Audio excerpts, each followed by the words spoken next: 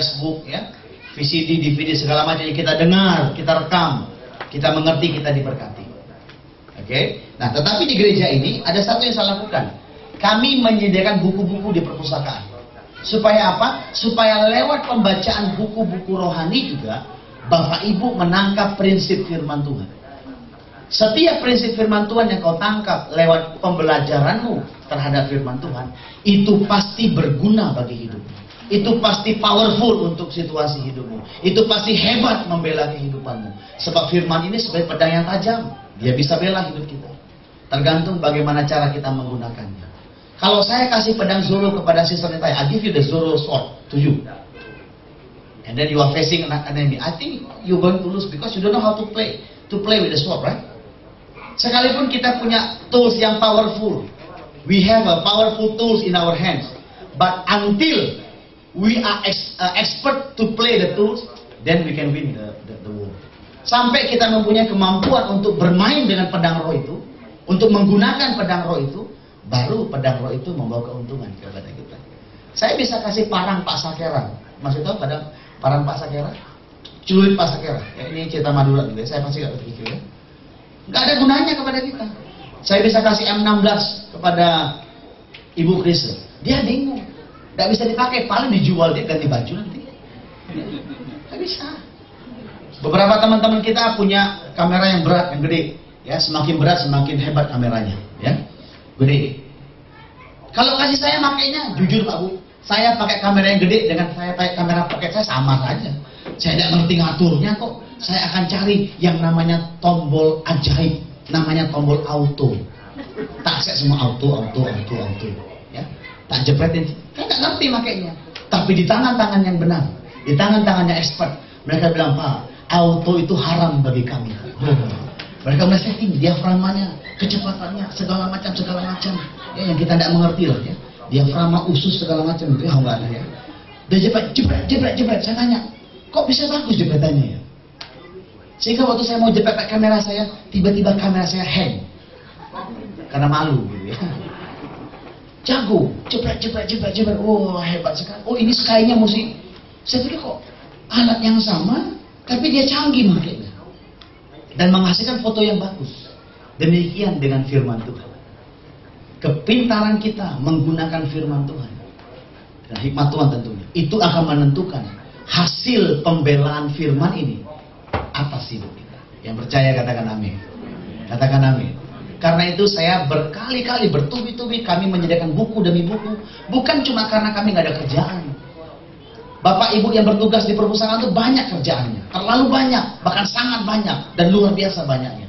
Tapi mereka setia melakukannya karena mereka tahu kami sedang menyediakan the best weapon for the people in the church, untuk mereka bertumbuh di dalam Tuhan.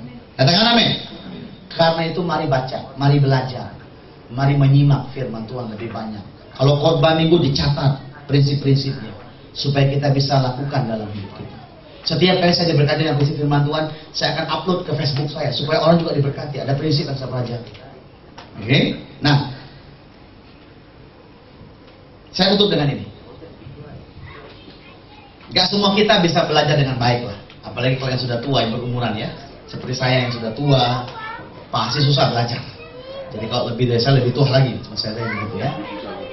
Saya bilang, Pak, ayo kita baca buku. Aduh Pak, susah Pak. Pak, nonton nih VCD-nya, jangan cuma The Clash of the Titan yang tonton, tapi tonton juga VCD khotbah yang membangun. Aduh Pak, kalau aku nonton video khotbah Pak, itu yang tak dengar cuma amin terakhir Pak. Berarti firman Tuhan mempunyai kekuatan untuk menidurkan dia. Gitu. Ini hebat juga ini. Tidak punya gairah. Ayo baca dong artikel-artikel rohani. Jangan cuma tengok gosip. Ya, siapa kawin, siapa cerai. Ya. Kawin cerai kerjanya, ya. Kayak Sodom dan Gomora, kayak zaman yang Nuh. Ya.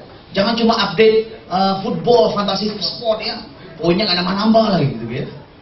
Jangan cuma lakukan hal, tapi lakukan juga, coba cari artikel rohani, materi-materi rohani yang memberkati hidup kita. Saya pribadi terus berusaha sebagai hamba Tuhan, dihargai nggak dihargai, dibaca nggak dibaca, saya akan terus menguatkan jemaat Tuhan. Karena itu bagian saya. Oke, dan saya berdoa, Tuhan, kau jamah mereka waktu baca ini Tuhan. Kalau mereka nggak baca jamah Tuhan, kalau nggak baca juga kurang ajar juga Tuhan ya. Sukar Pak, Susah Pak bagi saya Pak. Nah kita buka sebentar sebagai penutup, mohon maaf ya. 2 Petrus pasal yang ketiga. Kalau Bapak Ibu bilang sukar untuk belajar firman Tuhan, nah saya akan baca ya firman Tuhan kepada kita. 2 Petrus pasal yang ketiga ayat 15. Anggaplah kesabaran Tuhan kita sebagai kesempatan bagimu untuk beroleh selamat, seperti juga Paulus saudara kita yang kekasih telah menulis kepadamu menurut hikmat yang dikaruniakan kepadanya. Hikmat apa? Hikmat tentang hari Tuhan. Kalau kita lihat di pasal berikut, di pasal sebelumnya, coba lihat judul perikop pasal yang ketiga. Judulnya di buku masing-masing tengok. Itu judulnya hari Tuhan. Amin. Oke, lihat di pasal yang kedua, judulnya apa? Judulnya apa di pasal yang kedua? 2 Petrus 2. Nabi-nabi dan guru-guru palsu. Jadi Petrus lagi bilang begini, ada banyak pengajaran palsu hari-hari ini. Hari-hari itu maksudnya. Dan berlaku juga hari ini. Nah Petrus bilang, aku ngajar kamu hikmatnya supaya kamu mengerti prinsip firman Tuhan. Seperti juga yang Paulus ajarkan dalam surat-suratnya. Oke, jadi Petrus mau bilang dia ngajarin hikmat prinsip firman Tuhan, Paulus juga ngajarin. Nah, dia bilang begini, ayat 16. Sebentar lihat ya. Di ayat 16 bilang begini. Hal itu dibuat oleh Paulus dalam semua surat-suratnya apabila ia berbicara tentang perkara-perkara ini. Dalam surat-suratnya, dalam surat-surat Paulus itu ada hal-hal yang sukar dipahami. Nah, kalau Bapak Ibu bilang, Pak, sukar bagi saya untuk mengerti, Pak. Ya selamat, Anda layak dapat bintang menggenapi firman Tuhan. Ya, memang sukar. Ya. Ada yang bilang gampang menambang emas, menambang minyak bumi, menambang gas, sukar. Tapi kalau kita menemukan gas bumi, menemukan emas di dalam bumi sana, yang beratus-ratus meter jaraknya, waktu kita tambang, kita keluar dan kita dapat, maka emas itu harganya mahal sekali. Katakan amin. Demikian juga dengan firman Tuhan. Memang sukar. Tapi kalau Bapak Ibu terus gali bersama dengan Tuhan, terus belajar, you digging, you do exploitation, engkau lakukan penggalian, pencarian, dan engkau mendapatkan prinsip itu, maka prinsip itu seperti emas, sangat berharga bagi hidupmu. Emas dijual memberkati hidup kita. Prinsip yang sama, waktu kau apply, waktu kau aplikasikan dalam hidupmu, dia akan mendatangkan berkat, kesejahteraan, kemakmuran, keuntungan bagi diri. Katakan amin. Jadi kalau sukar, memang sukar. Tak gampang. Jadi bapak-bapak, ibu-ibu yang bilang, Pak, aku baca buku susah, Pak. Ya, tapi bukan berarti nggak bisa. Ya, it doesn't mean that you cannot do that one. It is difficult for you. Ya, but it doesn't mean that you cannot do that one. So now, from today, I would like to ask you, spend your time to learn about God's word.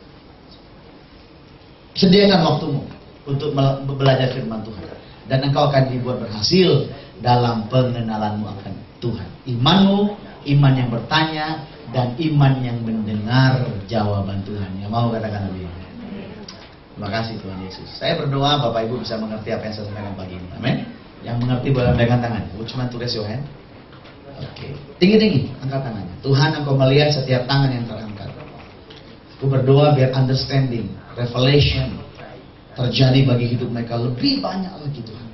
Sehingga untuk setiap satu situasi hidup mereka, ada minimal satu prinsip kebenaran firman Tuhan yang akan membela mereka untuk jadi pemenang.